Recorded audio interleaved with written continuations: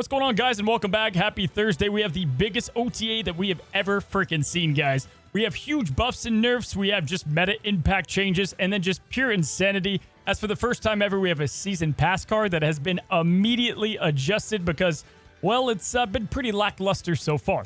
Now, today we're going to be talking about the 3 nerfs that are all directed towards the most dominant archetype and snap at the moment in Bounce. And then we're also going to be talking about buffs to cards that are going to drastically fit into a wide variety of decks. Now, let's start with the stuff you want to know right away. The most exciting change in this patch, and that is going to be to Magik.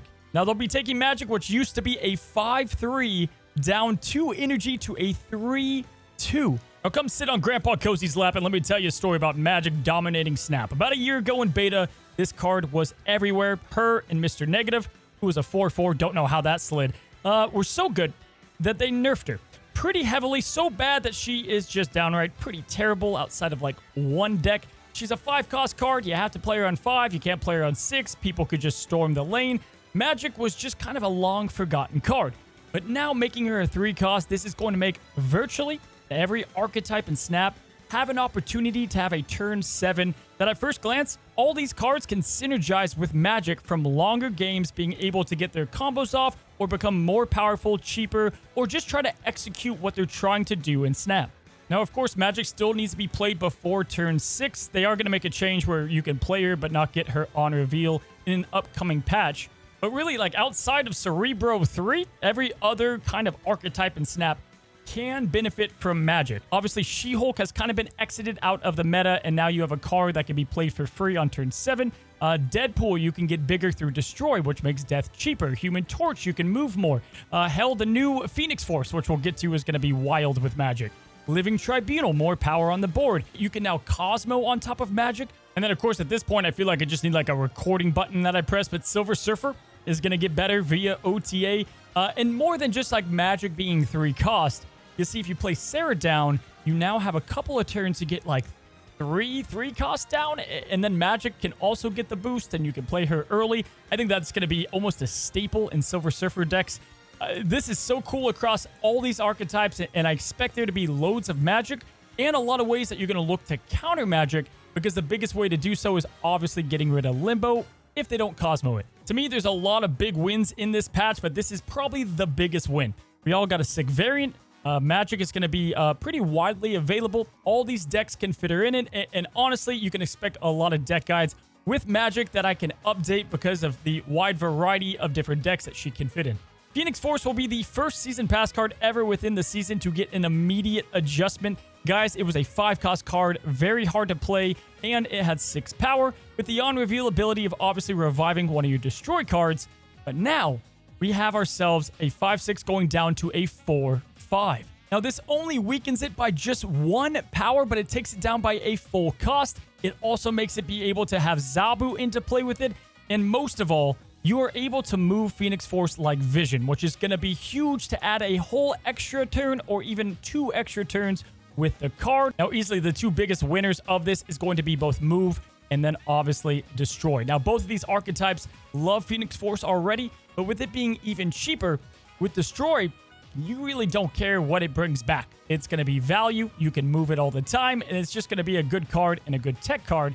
But then also, Move, you now can get Multiple Man going crazy. Human Torch, the Taskmaster, that was already there, and it's going to be a little bit better. Shuri naturally works with this card. I think it's awesome that they're making this bold change, and if anything, they could even take like a power number off, and it's still going to be a pretty damn good card.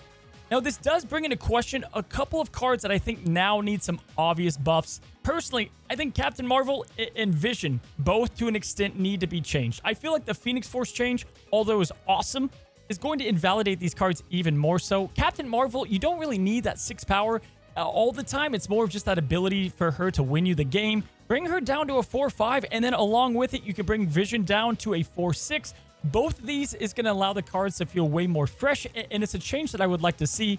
And then also, like, Absorbing Man. Dude, listen, guys. Phoenix Force, one of the best parts about this card is that it's going to re-trigger on reveal effects. It's now competing in the 4-cost zone, but you can move it. It's more power. I don't know. I think all these cards kind of scream needing adjustment, but I want to hear from you guys in the comments below. Now, lastly, on Phoenix Force, Zabu is going to be bigger than you think as well. Yes, you're not going to play Phoenix Force on turn 3, but having the ability of a 3 cost means you could play it alongside something like Carnage on turn 5, so you can combo it a lot better. I think the Zabu interaction is going to be a nice fit into other cards that can synergize with Phoenix Force. Now, the adjustment to Season Pass cards don't stop there. We actually have 2 more Season Pass cards that got touched up in some way. Ghost Spider is going to be going from a 2-3, guys, down to a 1-2 alongside Iron Fist. Now, obviously, we just talked about Move with Phoenix Force, but now you throw a Ghost Spider into the equation. I feel like Move was already pretty strong in the right hands. It was an archetype that rewarded play with the effort of learning it and how to perfect it. But Ghost Spider, anytime a card like this that's a combo card gets cheaper, it's almost always better. Ghost Spider also is kind of earning her way into decks that were just move-oriented, and now just being a 1-cost card, I think we're going to see even more of this. I love the change. I felt like she was good at 2 costs, but this is going to be even better for move decks, and then again, just decks across Snap. The devs even said things like Shuri and then playing Phoenix Force and then Ghost Spider are things that they would like to see. There's a lot of room for just combos with Ghost Spider now. It's a big cube thief that you guys need to start thinking more of. Like, if you play something like Iron Man down and your opponent gives up on that lane because they think Iron Man is there, there's no chance, and then 1 cost is all it takes to move Iron Man to another lane, completely underrated. Now, I've got a feeling that there's going to be a lot more players for both Move and Destroy, and so I have these master guides that, in my opinion, are some of the most worth watching videos that I have, that really break down a bunch of things you may not know about every single card, the deck, and then the turn-by-turns on what to do. Alrighty, guys, to wrap up the buffs, we have one more, and that is Living Tribunal. Most of you guys probably just got this card via Spotlight Caches. Guys, it's going to be going from a 6-6 up to a 6-9. That's the funny number. Yep, this is definitely a pretty good change. I feel like Living Tribunal is on the fringe of having like its own archetype. It's not insane. It's not incredible. But it can get wins, and now I think it's going to be a little bit better. Typically, 3 power is a massive, massive buff, right? That's a 50% increase on its power, but it's more like just 1 additional power in each lane. You can now Shang-Chi it as well, but overall, it's going to be a nice little finishing piece for a lot of decks. And then, again, we talked about Magik earlier. It's just going to help you continue to build that power if you can do Onslaught, Iron Man, and things like that. Now, we're going to go ahead and transition over to nerfs, guys. And in every season in Marvel Snap, there's a villain, right? We've had one since the beginning. It's been Leader and Galactus, Thanos, Lockjaw, you name it. And this season's special villain guest is Bounce. By a large margin, this is a very good deck at the moment. Now, Bounce is a little bit different because this deck right here, something like this build, is a bit tougher because of not only its crazy point slamming, which a lot of it can happen on turn 6, but the weird kind of priority mechanics, it makes it extremely tough to counter. This has kind of opened up things like Killmonger under Invisible Woman. Like, there's a lot of weird things happening in the Snap metagame, and I think they nailed these changes because it doesn't kill the archetype. That wasn't their mission.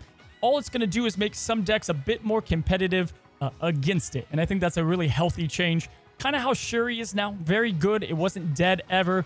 But this should cut, the popularity of it down just a little bit. And they did this by targeting a couple of cards. Now, because Bounce deals in a lot of low-cost cards, it's kind of tough to adjust it. But they did go after Kitty Pryde, which I did expect, but not in a crazy way. She used to be a 1-0, giving you +2 power every time she returned to your hand. And now she's going to be a 1-2 with a +1 every time she goes to your hand. Now, this is definitely going to address her overall ceiling and point potential. Having an 8 or 10 Kitty Pryde isn't going to happen. She'll be max around 6 or 7, but the way she gets power is going to be a lot different on her floor.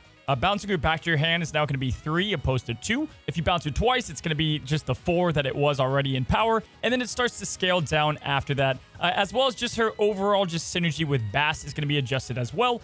So overall, because Kitty does also add to Angela and Bishop, I think this was a pretty solid change. Hitmonkey, which has long been one of my favorite cards in Snap, I thought was never going to get a change, or I was kind of nervous about how they would change it without killing the card. But now, guys, Hitmonkey is going from a 2-0, gain +2 power for each other card played this turn, to a 3-2. Now, before you slam the keys on the keyboard in the comment section, remember the change to Beast. People were pissed, and really, Bounce became better than ever, right? And there's been changes like this in the past. I think this is going to be a good change for Hitmonkey, all right? First of all, Hitmonkey is going to be a problematic card. Just going into the future with a lot of combos. The point slamming, although is great, being able to bounce him back and get that thing up to, like, I don't know, 20 power, a little crazy. You still have the Mysterio combo. You still have plenty of combos to get this thing off and go crazy with it. Sarah's going to work with the deck plenty fine. Magik coming into play is going to make it even better. So I do think this change to Hitmonkey is going to be good because now it has a little bit of an initial power as well. Again, Silver Surfer, I just is beyond me. It's crazy how many cards. Like, eventually, they're going to have to realize that 3-cost cards are going to get out of hand with Silver Surfer. But I don't see Hitmonkey too much in those decks anyway. Maybe like a Magik. I don't know. We'll see. Now, our last nerf of the day, and you can look at this as a nerf or just a change, really, is to SpiderHam. It was a 1/1 on reveal. You would obviously see the card that it would go to a pig. And yeah, 1-cost card, pretty crazy stuff.